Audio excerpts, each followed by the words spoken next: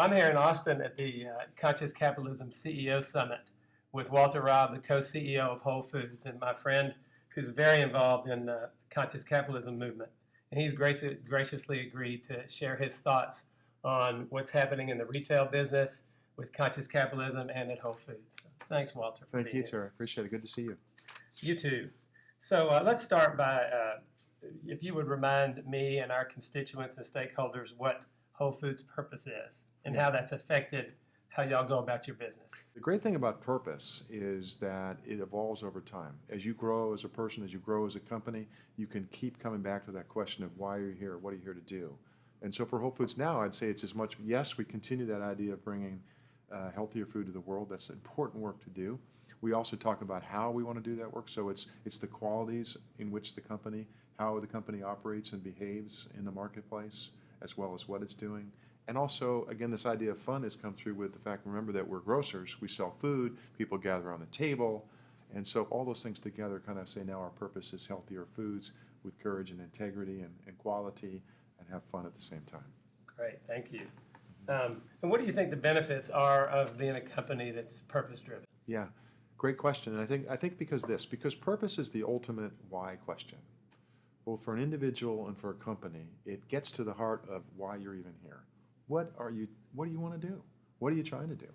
And so because it goes so deep, it gives the individuals and it gives companies the chance to reach their deepest possible potential.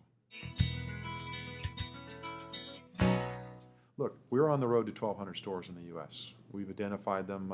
We haven't said publicly where they all are, but we're at 400, crossing the bend at 400. We intend to move towards 1,200 for the next period of time. We haven't said by what period of time, but I've never seen a bigger opportunity for Whole Foods than I see right now. We'll probably, we'll do 38 stores this year. We'll do 41 stores next year, which represents, again, a 10% square footage growth. We operate a little over 15 million square feet. We've got already 5 million square feet of signed leases of growth in the bank. So we're pushing ourselves at sort of a rate that we think 10% square footage growth, which is our size, is no small potatoes. But at a rate that we think is culturally sustainable. In other words, without blowing up the culture, blowing up the thing just to grow for growth's sakes, because we've learned that that's not a good way to go either. So, but we're going to, we think that the opportunity is there. We think we have a unique proposition, and we intend to grow aggressively, so that I can see us in 2, 3, 4 years we'll be opening store week. Tell our stakeholders what would be an elevator pitch on what is conscious capitalism, and why is it important? Why would it be important for them to consider getting involved, and why is Whole Foods involved?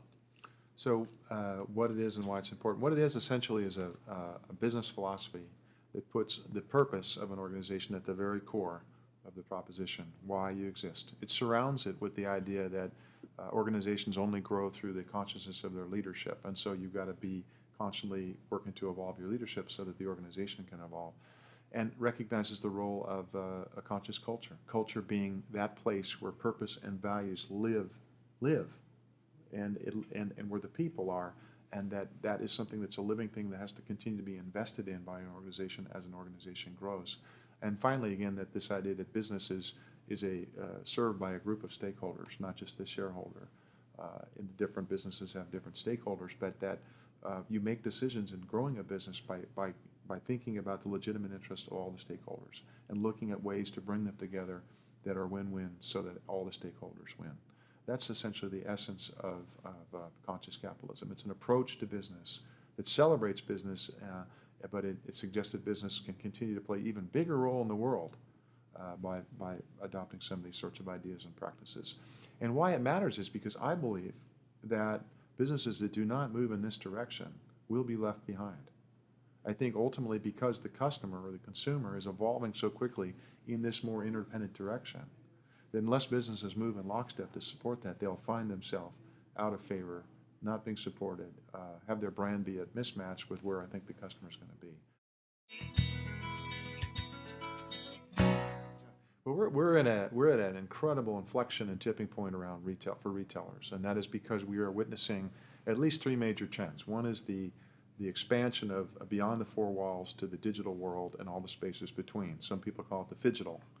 But any successful retailer has got to have a roadmap and a way that gives customers all sets of choices, digital, physical, and the place between.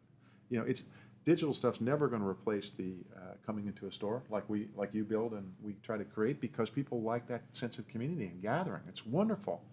And they don't actually want to replace that. What they want is they want to add to that with these other choices. So you have this new envisioning of retail.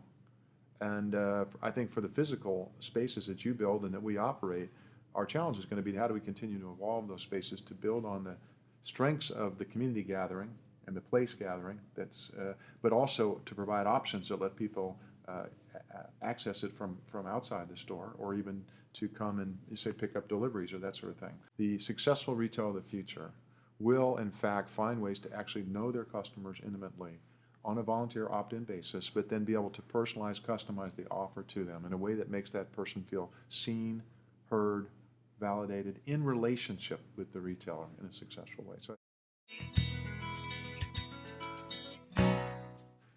that it's been fun to work with you and on this idea of, you know, to give Terry credit, he come to the Conscious Capitalism Conference and he listened to all this talk and all that sort of thing, and he said, okay, I got to think about how that might apply to our business, which is the development, particularly shopping centers and supermarkets. And so you went back and you've come up with this whole idea for creating the first ever, I think, shopping center that's kind of based on these broader place. stakeholder inclusive principles, and we're excited to be a part of it. And the design is beautiful. You've built in public spaces. You've built in the nonprofit groups. You've got obviously the government excited about it, right? Or they wouldn't have gotten approved. You got Sure. beautiful environmental respect that's built into the project, and I think you've just done a great job. This will be something to be very. You're kind of providing a real leadership role in the development community, I think, for people to think about these projects. I believe now our business it went from commerce to commerce and community to commerce, community, and meaning. And now it's even more exciting to go to work, because I used to focus on quality of the environment. If I built a nice building, it would be there in the future and people would like it and I would have left something.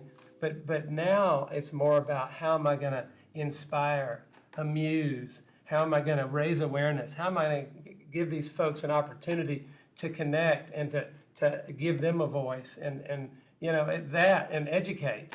And that's a much higher that's a higher challenge, it's a higher cause, it's a higher purpose.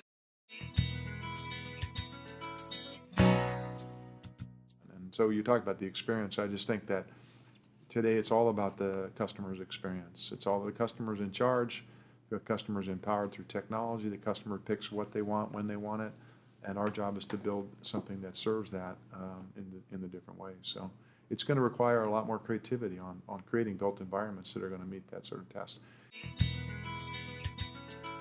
I go that a deeper level of engagement, it may take a little more time, between the company, between the developer, between the community, produces great results, produces a better project, and is incredibly fulfilling. I think, you know, every community is a special jewel, has a sparkle, has something there to recommend it, and oftentimes the developers who do a good job bringing that forward gets us excited about being part of something. That's something I would say from this end of it. So what would be your one challenge, or just from out of your own experience, what would be this is your community, the development community, what would you be your sharing your message to them? What challenge would you issue to the community? Yeah, is to take the risk and know that at the end of it, my experience has been, if you take the risk to spend more time listening, asking the community, and if you take the risk to invest in potentially amenities or things that you wouldn't normally associate as investments with any return on them, that would be it, is take some risk, invest in the community, do it with a purpose, and start by listening to them. Well, congratulations on what you've accomplished. Thanks, you too, Walter. And Thanks we for your invite time. everybody that's listening to come see us at the opening of the Conscious Place in Fort Worth. That's right, which would be spring 16th.